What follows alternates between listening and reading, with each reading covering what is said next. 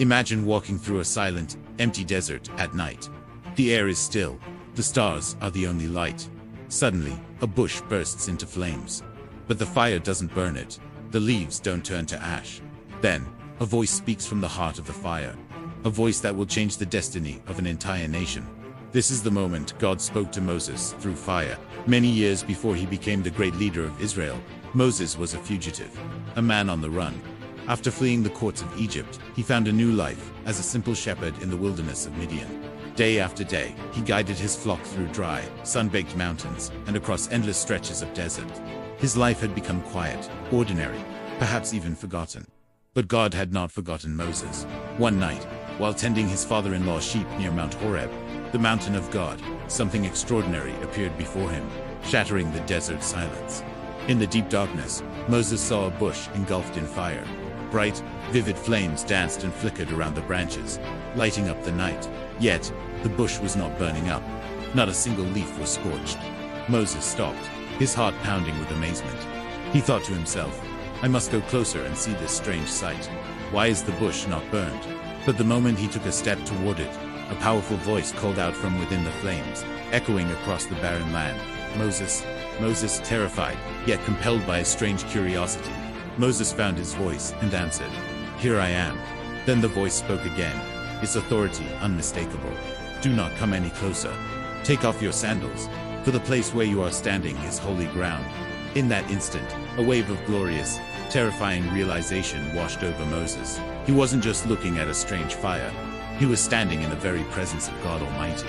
The voice continued, I am the God of your father, the God of Abraham, the God of Isaac, and the God of Jacob. Hearing this, Moses trembled and immediately hid his face, because he was afraid to look directly at God. Then, God revealed the very reason he had appeared in this miraculous way. I have surely seen the suffering of my people in Egypt.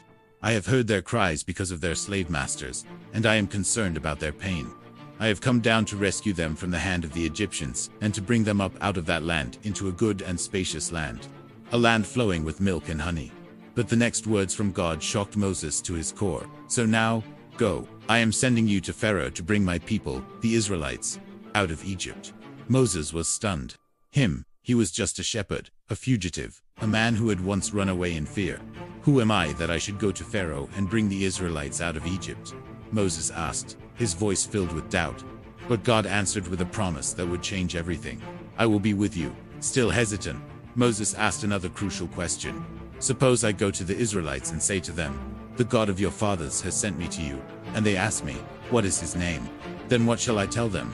And then, God revealed one of the most profound and powerful names ever spoken. I am who I am. This is what you are to say to the Israelites. I am has sent me to you.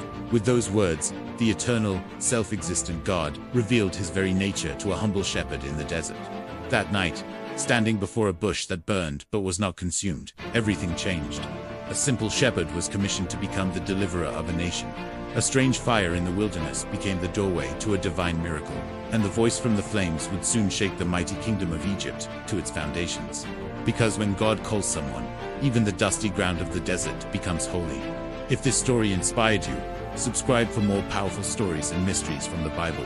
And always remember, God still speaks, often in the most unexpected places and in the most unexpected ways. Thanks for watching.